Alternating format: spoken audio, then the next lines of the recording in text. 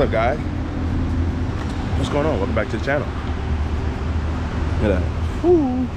Grab some little iced coffee. I've been getting addicted to this stuff lately, ever since that run.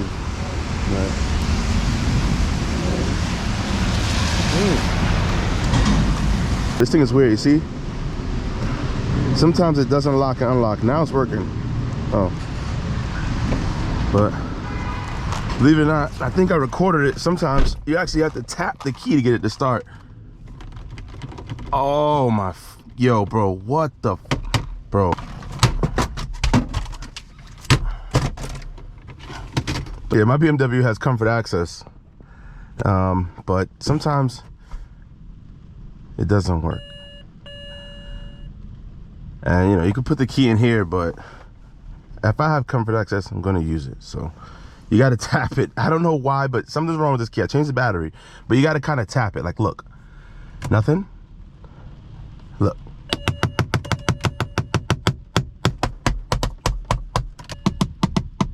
It normally works. I'm gonna cue in where it works too, because today is just not my day. Mother. But what? I never sang. Oh. Freaking, look at that. Seatbelt handy thing broken. This one used to come out. I mean, it missed every time. That one just never works. You can hear it whining and whining all the time. It's one thing after another. I need to get some windshield wipers. Which way can I go? Where does this take me? Man, so it's one of those days. You know, I get a lot of questions from you guys. Particularly, I get this a lot for M55s, 335s, F30s, you know, F32s. You know, I found them for 60, 70 grand. You know, what should I do? You know, should I, you know, should I buy it? You think it's a good car? Or save up a little bit longer and get a 340, B58, you know, so on and so forth. If I even get some, should I get this E92 I seen, a 335, the M54? You know, what do you think about the M54? And I'll say this, right? I haven't had the car long enough to figure out what I like or like what I don't like about it. I'll tell you one thing, buying a used car in general is like a gamble. I've found so many things in this car. And the last owner, Jojo, I'm pretty sure, like, you know, he's a cool, honest guy. I've known him for a minute, you know. I don't think he realized some of the things, like, I know recently he got the subframe taken down for turbos and things like that. And the subframe bolts aren't all the way bolted up. On this side, there's one that's loose, you know, coilovers, and there's no stabilizer end links on the car, crack motor mount, little things like that, you know. Wrong with the car, and that's what you get, you know. That's what you get when you get something like this. Luckily, I went in thinking it was going to be a project, but not everybody's going to think that, you know. Not everybody wants that. Some people just want a car, and if it looks good on the outside, you know, they assume underneath, or, you know, it's been well taken care of, whatever the case. Those of you who ask me questions, always remember this: the type of car depends on the type of goal. I'd recommend this car, you know, cause I like the way it looks, the style, the nostalgia, the way the interior is. But listen, if you're trying to make super big power while being reliable and have a car, this car is just not probably for you. Now, brand new off the lot, you know, everything intact, yeah, I'd say it's pretty good, you know. But this car is old and it's beat up, so there's suspension issues, like, I'm telling you, subframe and, you know, stuff not hooked up. So you can look at it like, okay, yeah, N54s can extract this amount of power out of it. However, now what about the trans? You know, it's been beaten, it has miles on it. You know, the engine, maybe rod bearings, seals, leaks, suspension components. There's a bunch of things to think about. You know, and I know a lot of us tend to just think about how much power we can extract out of it. Me included. Let me hold it off. You got traction off. Let this car go by. I'm gonna try to send it. This is what you should not do, by the way, guys. Do not send it in a car that's not ready to be sent. I just feel like I have a lot of room. But yeah, a little burnout.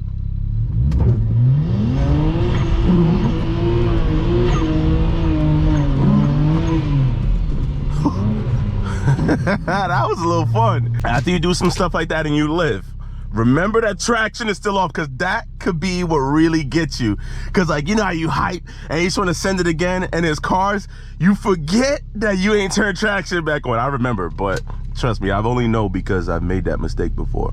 And if I tell you straight up from the back, my favorite BMW, like time wise, obviously the M4 is like the greatest one I've ever had, but like my favorite emotionally wise would be my 5 Series. You know, my 4 Series is the #1 hated. I hated that car. I hate it now. I hate it then, whatever. Just had such a love, bad, hate relationship with that thing. Oh, here we go. But, you know, after that, I really stopped caring. Like, I don't really have, I guess, an emotional attachment to my cars now. It's like I used to. They're just cars to me. But I'll tell you one thing, the M4 is probably the cheapest car that came out of my pocket because of like YouTube revenue and stuff. So while it is the most expensive on paper, in reality, as far as spending my regular check money, it's actually the cheapest. Yo, I keep forgetting about this freaking license plate crap.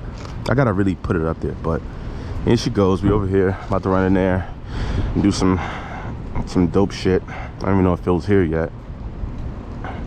But yeah, man, let me know what you guys think. I really want to get this all done up and silver it out.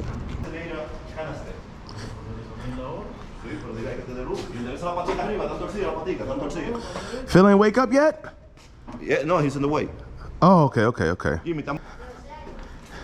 Yo, you know, I've never been under a Q50, but I see what people mean now. Like when they add power, they say the exhaust is too small. Yeah, but you get, and the more expensive one, you get a bigger. Yeah, they're telling me that. Oh yeah? Type S. This is double over here. Yeah, so they got more sound. Yeah, I see what they mean though. This is the resonator. Yeah, I mean, but you still gap a lot of cars though. Oh yeah, look, the sun's coming out.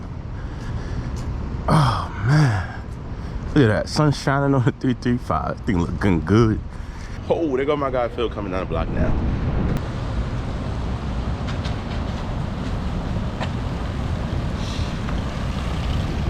You didn't have all them extra lights on when you came down the block.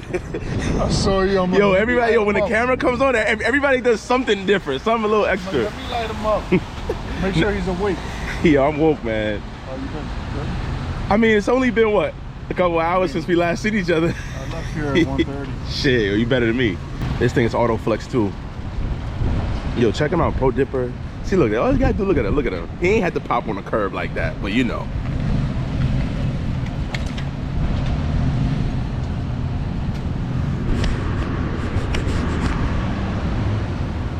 Whew. This is Autoflex right here. You see it in the rain. Oh, you put the little flakes in there too. You got little flakes. I'm not sure if you guys can see it in the rain.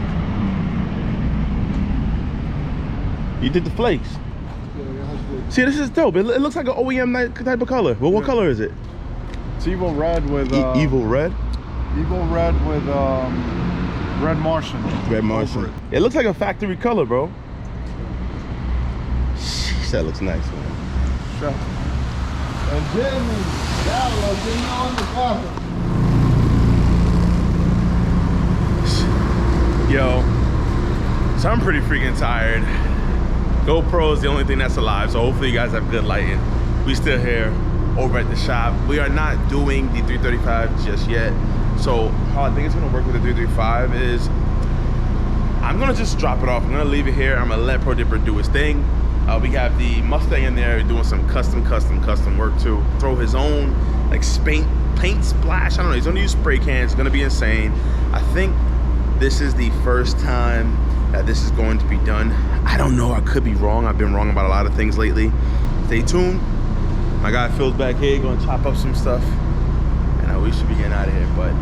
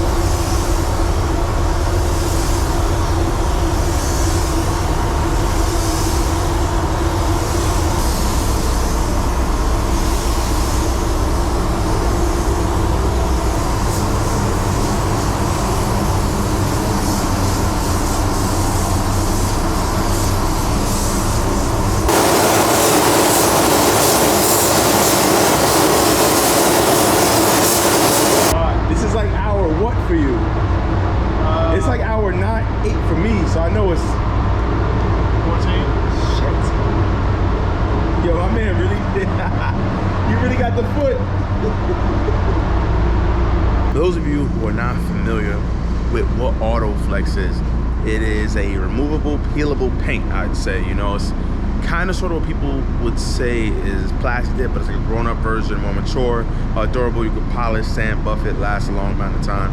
I had it on my 435, drove the absolute crap out of it, and it lasted. I've actually not gotten any rock chips as well too, from what I remember. I don't think I did, and I drive that car hard, so.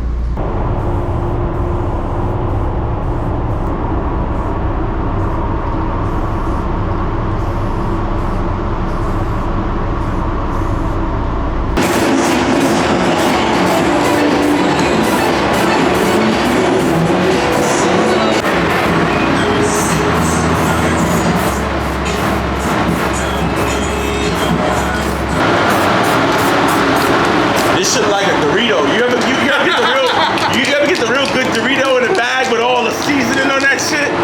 You like, oh yeah, like, you know it's about to taste good, right? You're like, oh shit.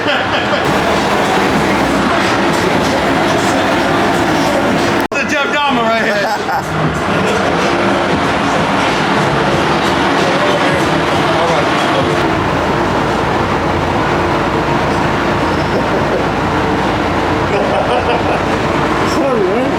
That's how I hold my guns.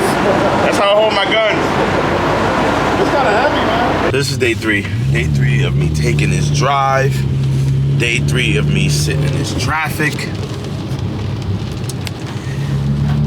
And day 3 of me talking to you guys, or, you know, in the same video. I actually just dropped the video. I just had to make sure it was up and running. Just now, a little random thing, nothing too crazy. Go check it out if you haven't, but yeah. Damn. Another one bit the dust.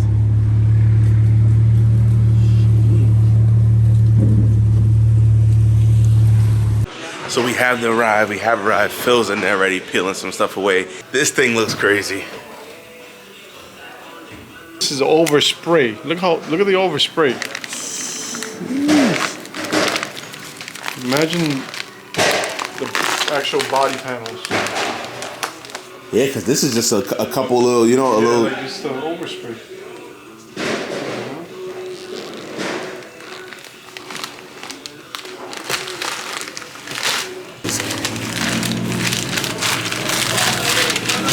We're still gonna polish it, sand it down and polish. Yes. If you ordered a G80 or G82, M3 and 4, any BMW color, or any car color, right? And like for instance, I got Brooklyn Gray, it's a common color.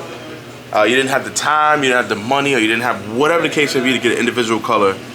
You have the option to auto-flex it any color you want. So you can go on the BMW website.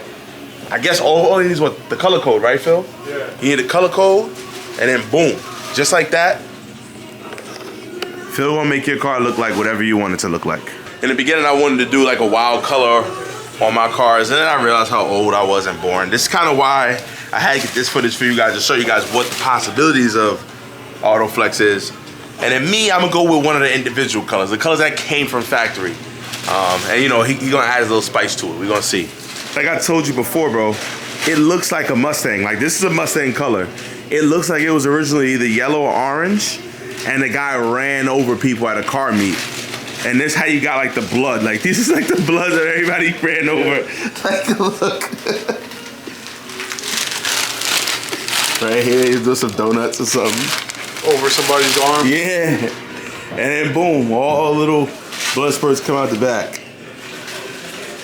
Ford, you gotta do better than this. Is this the antenna?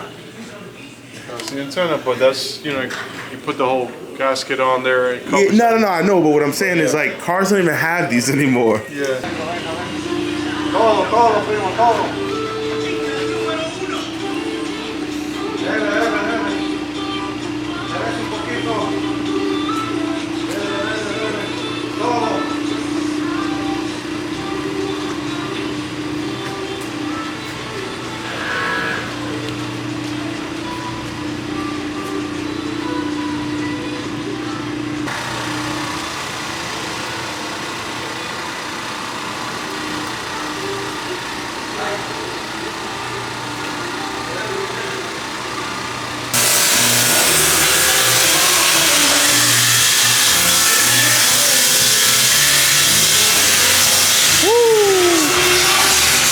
came out good, bro. Good shit, good shit. No, it came out really good, bro.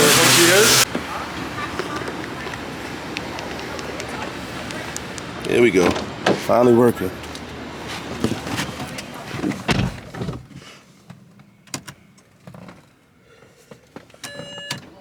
See? It worked. Finally, I'm glad it worked in the same video. Crazy. A little off-roading. Park around. Leave this here. Comment below, let me know what you guys think. Now, we're not gonna do nothing that crazy on the 335 just yet, but yeah, that goes to show you some of the boundaries and limits of the Autoflex. I'm excited, finally gonna make this thing one color again. Also got some other stuff in here. I chopped up in some other videos. Time to kiss the 335 goodbye. When you see it, it'll no longer look like this, which I'm gonna hop up in my loaner truck. My guy Phil's freaking monster truck, which is Autoflex as well. Check my guy out.